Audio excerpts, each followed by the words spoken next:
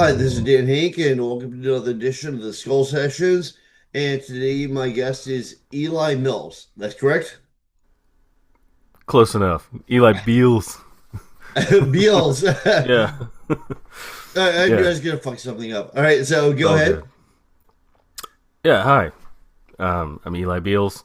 An author and co-author with Dan Hank on the new anthology from Horrific Publishing, Eldritch Horror. Right, well, you have a, not necessarily, I guess, co-author, but more like you're also a fellow contributor, right? Right. Yeah. More specifically, yeah. So what's your story about? um. Well, so I'm a pretty big Eldritch Horror fan, specifically H.P. Lovecraft. Um, I didn't want to do anything sort of like derivative of Lovecraft. I didn't want to take any of his like big names or anything like that, or work within the established universe that is, I guess Cthulhu, right? Right. The I just wanted Cthulhu to, mythos, yeah. yeah, I wanted to sort of carry that sort of intrinsic message of cosmic horror, of like fear of the unknown, and that's about it. And so like we encounter a lot of these things in ordinary settings, and we constantly try to uh, translate that to what we understand. And so that conflict of something just incomprehensible is terrifying. So yeah, my story is called "The Garden Stone," and what appears to be just a weird rock in a garden turns out to be something else. Really awesome. Well, I haven't read it yet. I'm still waiting for my copy to arrive. I know it's coming from the UK, so it'll probably Yeah. be a while, but I'll definitely check it out. Cosmic horror is my jam, so I love that stuff. What I really like best is when people kind of take like roughly the ideas of Lovecraft and they do their own thing with it, like the movie Event Horizon, Mm. Yeah. Yeah. That, and even loosely John Carpenter's The Thing. the thing from another world. Yeah, awesome Yeah. movie. Yeah. It's just I don't know. I guess with his style, it's all very. I want to say it's very internalized.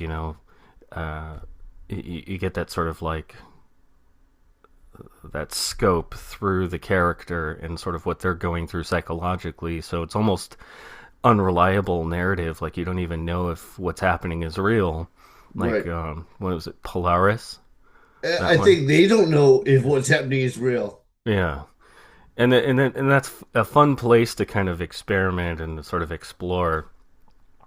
But yeah, it's weird because like going back thinking about how many stories that I wrote, because the one that I submitted to Colin, I wanted to give him something fresh because I have a bunch of cosmic horror themed stories, but I didn't want to give him something that I've already, you know, that I already wrote, you know.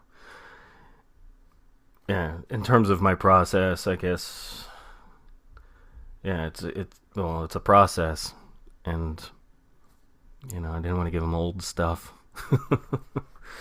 So I wrote like three stories for it, and I just picked the best one. What are you doing with the other two? Are you going to put them in a collection? Probably. I just released this my second volume of short stories, uh, titled "The Exit Light Collection," and it's this one's shorter than my first one, but I feel like it was curated better. Like I didn't just put whatever in there. Like I just these are the stories I You feel want. like you just kind of sharpened up, like you have a little bit of experience to like make it like more impactful? I think so, yeah. And with the attention spans these days, it's short and sweet, I guess. Yeah. What do you go for as far as story length and as far as compilation novel length? Um, so my first novel's like 36,000 words. So it's not barely. I don't even think I can call it a novel, like a novella or a short Right. novel. It's as long as it needed to be, and anything longer than that, yeah, I've yet to really attempt because I tend to be very economical with my prose. So I just can't help but like reduce and reduce and reduce and just get it to where it's like, streamlined. And I guess my only criticism is that people want to see more. And I'm like, well, I feel like I've done my job then. Well, I feel like people always want to see more. They have Yeah. a ton of questions, but I also feel like sometimes when all the question answered, it's just not a strong work. Like if there's a certain element of that, like I don't know, I don't know where that came from. I don't know what's going on. I feel like that's better because what you make up in your mind is a stronger story than if they spell it out for you. Yeah. Yeah. I think, you know, the relationship between an author and a reader is kind of a trust thing, right? So like some people are real particular and they need to like hold you by the hand and guide you through everything step by step, and ultimately that turns it into sort of a, I guess, a passive engagement where the reader's just being flooded with information and they have no chance to sort of like interpolate anything on their own. And I don't know, it's like I try to uh I want to give the average reader like credit, or at least some trust that they can figure it out, or at least, I don't know, it makes it more fun to read when you're constantly engaged with it. I feel like kind of too like when I initially wrote stuff, I over-described, Mm. and I feel like when you cut back on that, you actually make the story a lot faster. Like Mm. everything proceeds a lot faster because you don't the person's gonna have to sit there and like visualize every single element. Yeah. Like for instance, okay, well it's a brown shirt with the like these wrinkles on it. Like you don't need to Yeah. know that. Right. And what else is in the room? You know? Right. Yeah, exactly. And then like all the characters doing is just sitting and thinking about something, and yeah, you can just clip that along nice and fast, and not get too hung up on those details. And something I noticed is your background is visual arts, right? Yeah. Same with me. I started off my creative path with drawing and painting and stuff, and huge background in that. Like that's what I thought I wanted to be, right? Like an artist. Yeah, And that's a side note real quick. That's kind of what I was thinking because like I've done comic books and I've done book covers and all that stuff. So I was thinking I need to spell out every single element. And I realized that really doesn't work as well as a flow. Like I did seminars with Alan Moore, not in person, I wish, mm, but with Alan Moore and with yeah, Stephen King and stuff like that. And I was like, that taught me a lot, like a lot about what you can apply without actually, being weighty and describing everything. So just yeah. side note. But with that, it's like when you're composing a piece of art, right? Like you have your focal points and you have your subject of interest. Otherwise, it's just a confused jumble of images. It's hard to sort of like extrapolate as a viewer, right? So like you have the things you want people to kind of focus on, Right. and being able to articulate that from a visual standpoint, you can take this image you got in your head and translate that into words. And that's like, I think so many, it's like a correlation. Like J.R. Tolkien, he was an illustrator. H.P. Lovecraft would draw. Like a lot of my favorite writers were also artists. They could draw and paint, and I think there's something interesting there. Maybe, I don't know, but there's two styles, right? There's like very visual writing, and there's, I want to say, more of a emotional uh, angle, and that's something I've constantly been contending with. Well, I So, found some people, when you don't describe anything at all, it's yeah, also a problem. Like I remember I read Foundation by Isaac Asimov. Everybody's like, "Oh, you gotta check this out." So I'm reading it, and like he's talking about a lot of stuff going on, but he's not describing any of it. It's like alien worlds and like space stations, all that stuff. But with it's so different from what you normally encounter that when there's absolutely no clue of what's going on, you have a hard time constructing in your mind. yeah, yeah. It's yeah. I think I had the same problem with William Gibson, as he tends to focus a lot on sort of like the cool doodads that are floating around in the world. He goes on paragraphs about somebody's robotic arm or something, and I'm, Right. you know, and I mean, I understand why people like William Gibson, but yeah, it's I guess it's just different flavors, right? It's all pretty good. It's Well, like ice cream. I remember when I'm old, so I remember when Neuromancer came out and like it kind of blew me away. And but then Neil Stephenson came out with Snow Crash. So I'm like, he's like a better version of William Gibson. Yes, I agree. I love Neil Stevenson. Yeah, yeah. So the contrast there is that, like, I think Stevenson has a better way of contextualizing these things, Right. It and seems like a little bit more like real, yeah, not just yeah. like thoughts thrown out. It's like, oh man, it's so easy to visualize a sword wielding pizza delivery guy.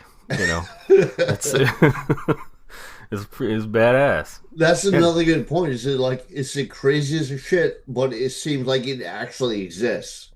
So he has a yeah, way of like translating it so like it feels like it could happen.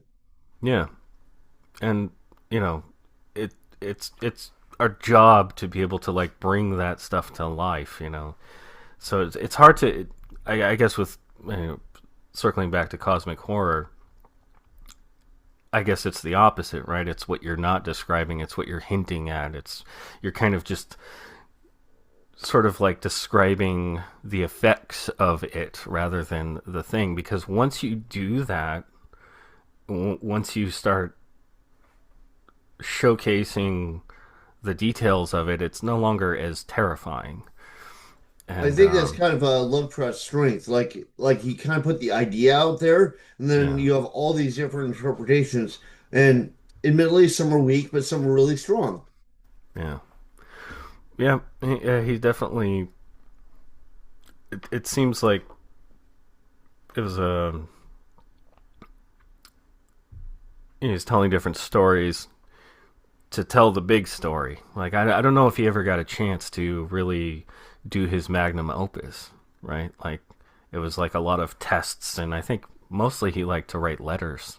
I think he was getting more towards his magnum. He did write more letters than anything else, Yeah, but I think he's getting more towards his magnum opus with like At the Mountains of Madness and all that like later yeah, on stuff.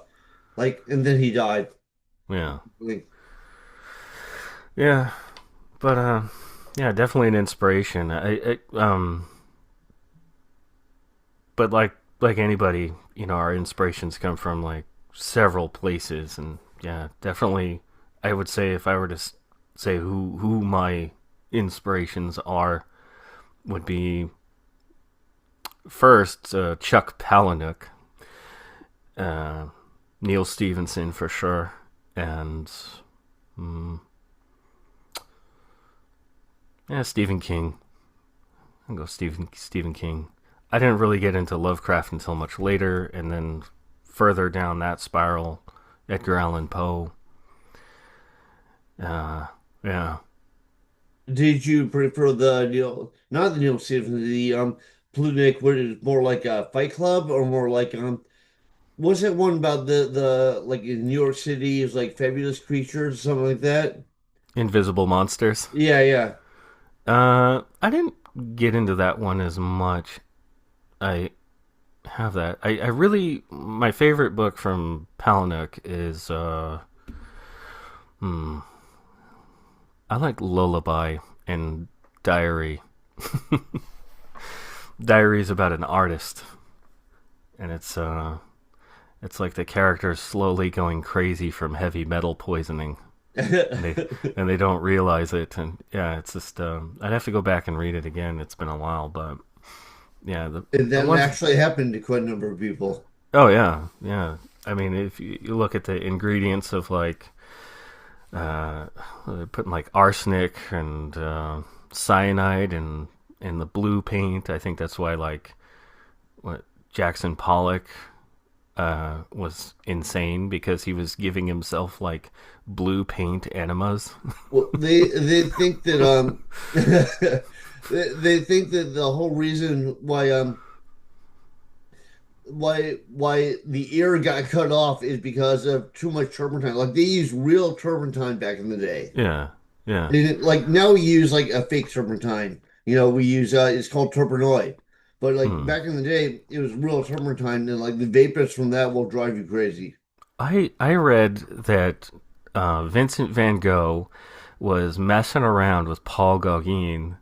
They were sword fighting and they were drunk probably, and it was just an accident. And so his ear was mostly cut off, and then Right. he finished the job, and then thought maybe I could just impress this girl by That giving her. that is also possible, Yeah, although maybe the reason why he thought that would impress the girl is because he was being slowly driven crazy. I don't yeah, know. yeah. Well, I mean, I get it. He was out of time. I guess with the impressionist movement.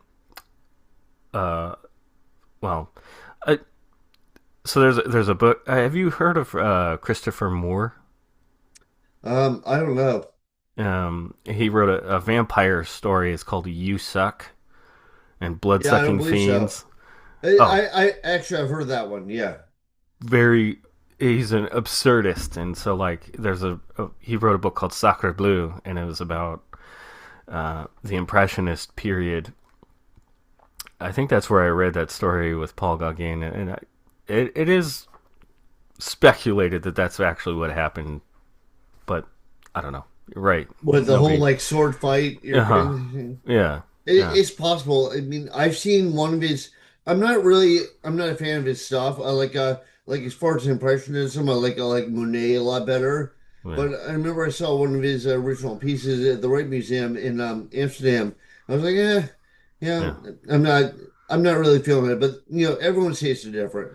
Well, I think what they were trying to do is basically this was before cinema. This was so they were trying to create movement in a static space. So like some of the masters were extant at that very same time, and these impressionists were trying to like use colors and patterns to sort of like make it look like it was moving, and Right. you Well, know like I'm not a hater of everything that's not like yeah, super straightforward. Like yeah, I actually like a lot of Jackson Pollock stuff. I yeah, like a lot of Monet stuff. It's just yeah, Van Gogh just didn't really do it for me. yeah. I mean, aside from Starry Night, I can't say that I'm or the cafe painting, like his famous ones. And I mean, I understand why he sold one painting his entire life because Well, it you just know, everyone used to make fun of him. He was like a running joke, and now yeah, he's like the best-selling artist ever. yeah, that and like I That's don't kind of know, how it works. yeah, If they're still alive today, Paul and Lovecraft would be millionaires, but of course they died poor. right. And I guess at that point, it's like it's not really about like the the actual thing, like its quality or its whatever. It's about its like lineage and prestige. You have what was that painting called White Center. Can't remember the artist name, but it's just basically canvas, orange on the top and the bottom, and a white bar in the middle, and and it's one of the most expensive paintings ever made. And yeah, it's one of the reasons why I just kind of like lost interest in fine art, I guess, because ultimately I discovered that I'm a storyteller, and so with my art is storytelling. So all my drawings and paintings and stuff, there's I'm trying to like have a narrative behind it. Try to No, I understand you. That's like I tell people all the time. Like I have a hard time. I'm not one of those artists who like just goes to the park and just like draw stuff. It's like I need a story. yeah. You can give me a story and like it can be like a bare bones story, but I'll find something to draw off it. But if you go, yeah, just draw stuff from life, it's like I don't know, that didn't interest me. Yeah, it's good practice. Well, Figure I guess it's figure good work. practice, but it's better. Like when I went to art school, and the art teacher would say, "Okay, draw this." I was like, "Well, at least you gave me an assignment. It wasn't like just go to the park and find something and draw it." Yeah. Yeah, that was my experience. I remember my art teacher professor in college. It was a introduction to drawing because it's a prereq, and I wanted to see how far I would be interested in doing that. And she was very adamant about saying that there's no such thing as natural talent. And I mean, I disagree with that, but yeah. yeah, well, I mean, I got her to concede that she conceded in my case that there's such a thing as a natural eye for composition, and that's about all she did. Because I was one of those guys like in the class where like nobody wanted to partner up with me or put their work next to mine because it made theirs look so much worse. And I mean, I'm not tooting my own horn. I am by no means like I consider myself an amazing artist or whatever, but I can draw. So Well, it, I think this whole thing about like people not having talent, like not everyone can do what Frazetta could do. Like if you right, look at a Frazetta piece and you go, he had like a special eye, a special talent for it. I yeah, just don't see that with other people. yeah, So the whole like we're all the same. No, no, we're not. Some of us are more skilled at some stuff. Some of us are more skilled at other stuff. I'm not yeah, saying like people are worthless, but I'm saying we're not all exactly the same. yeah, yeah.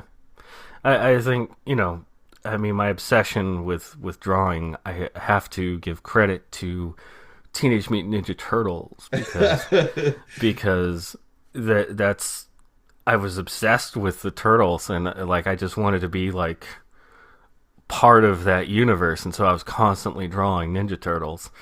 And I think that kind of practice, like I was inadvertently teaching myself how to draw, because I was obsessed with this thing, and that kind of branched off and went into other interests. But yeah, I still got to thank the Ninja Turtles for that. And yeah, I mean, these days I'm not doing a lot of visual art. I'm mostly writing. I'll do, I'll design my book covers, like my recent book. Let's see. Yeah, I'll put them all up on the screen. Oh, okay, yeah, yeah, yeah. It's all my anthologies are going to have tree motifs, and so they're all going to have trees involved with the covers. And that's a painting that I did when the quarantines hit. And I don't know, I just kind of felt like we're all kind of just lost in the woods, and we see that there's a way out, but we don't know what's out there. So Well, if you want to be really technical about it, we are all lost in the woods. yeah, but it's But just like sometimes you feel safer in your current position, even though it's scary. But like it's better to be here because you're familiar with it already. right. But what's out there maybe the exit, but you're not. It's uncertain. It's the future. We don't know what's going to happen. We can guess, but we really don't know. The people who guessed are often wrong. But Hmm. all right, man. So let's talk about what you have out now and how people can throw money your way. Oh yeah, money. It's always nice. So let's see. My first novel, Soulbound. It's a vampire story. The impetus for writing that was basically a bet. A friend of mine was really into Twilight, and they got me to read it just so I had some context, and I didn't like it very much. I don't blame you. Yeah, and I mean, I'm putting it mildly.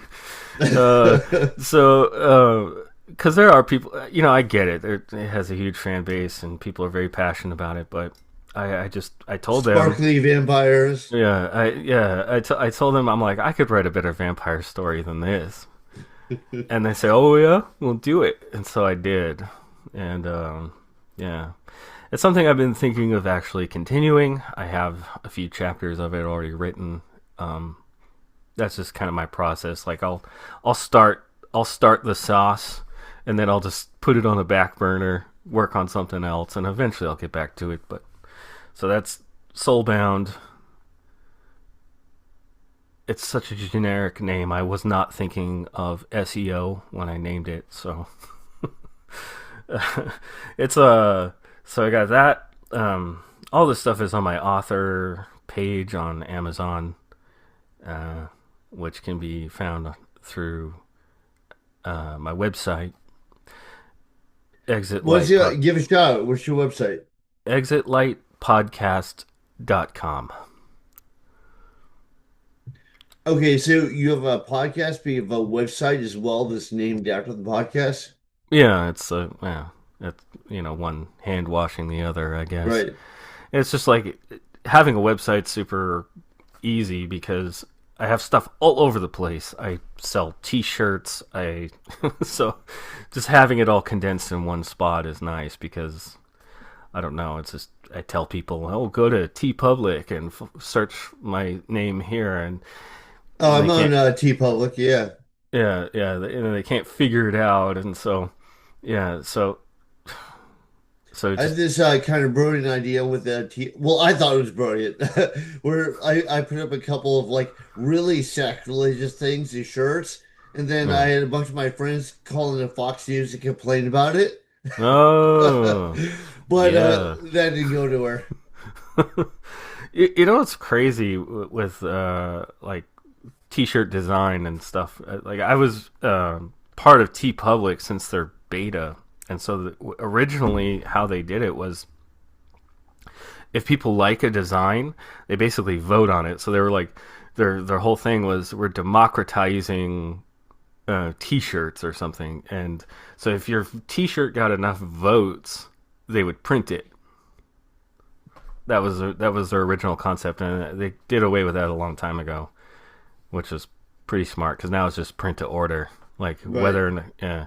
So they made it more like Redbubble or whatever, but it's far less complicated. Like that was just it's like only 20. If people wanted to get yourself off T Public, what would they link to? It's on my website. It's on the Okay. merchandise tab. I I can't change my handle on on T Public, and I kind of regret it because it's Art Sauce. That's my name, and Hey man, it it could be worse. yeah it could be yeah.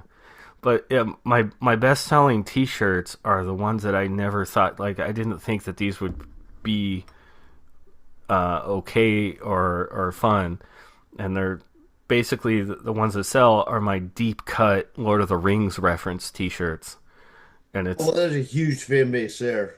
yeah, but like I go real like like before Rings of Power, like hardly any Lord of the Rings casuals knew who Tom Bombadil was, right? So like, I don't even know who that is. oh, okay, yeah.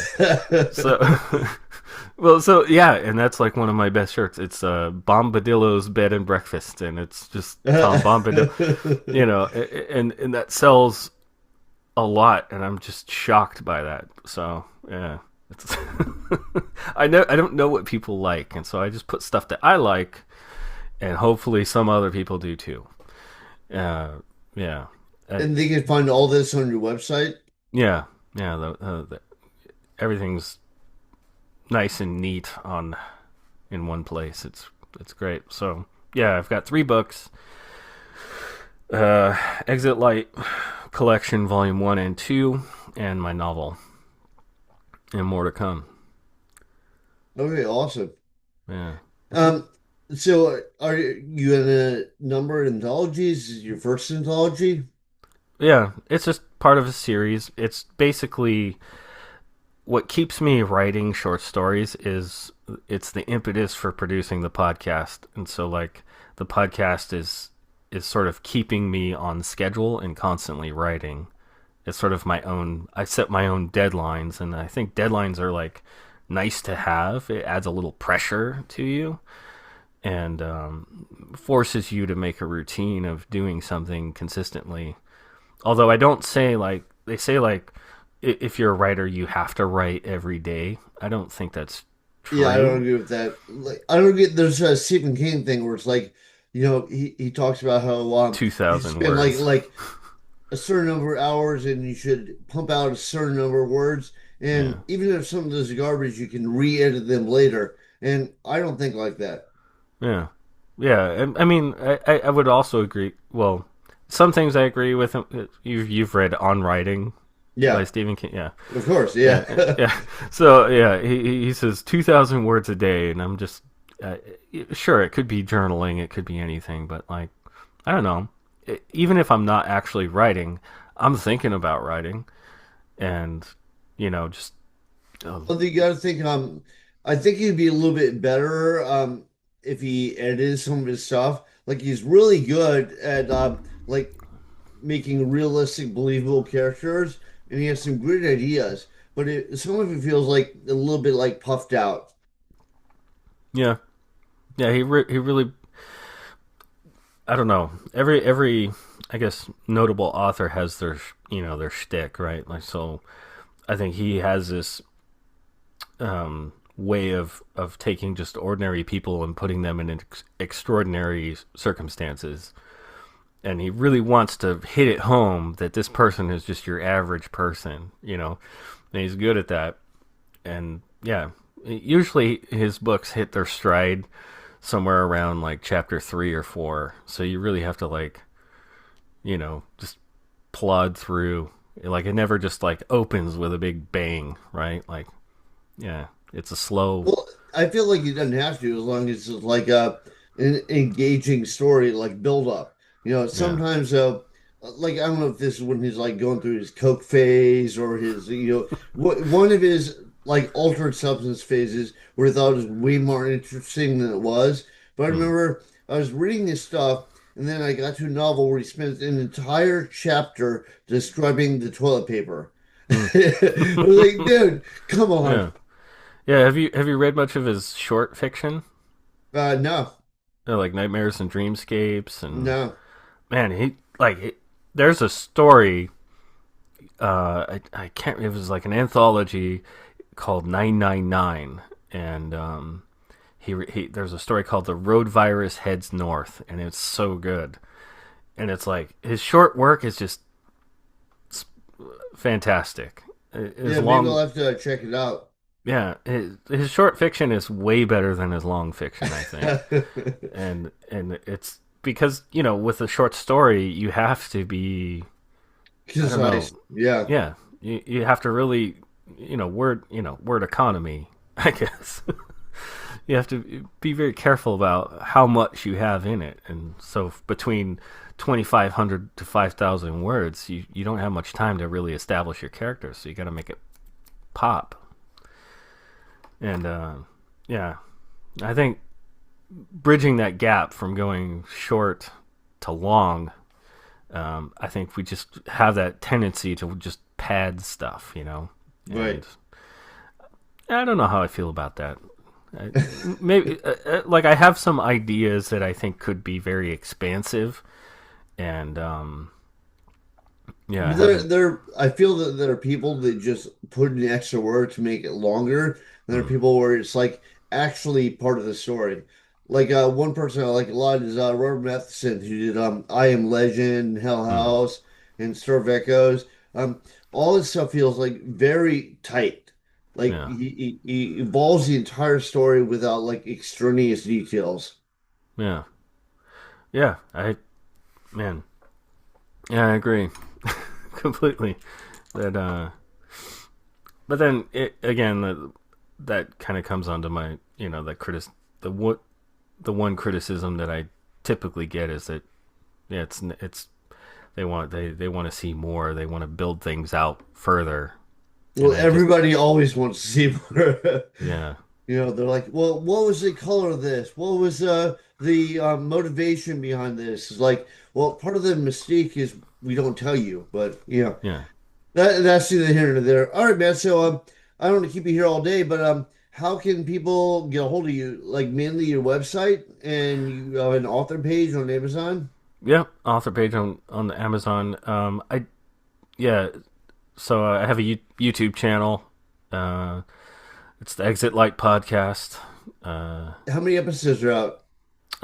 24, Okay. something like that. Yeah, I'm currently gearing up for the next season. I guess I took a few months off to kind How of. often do you review an episode?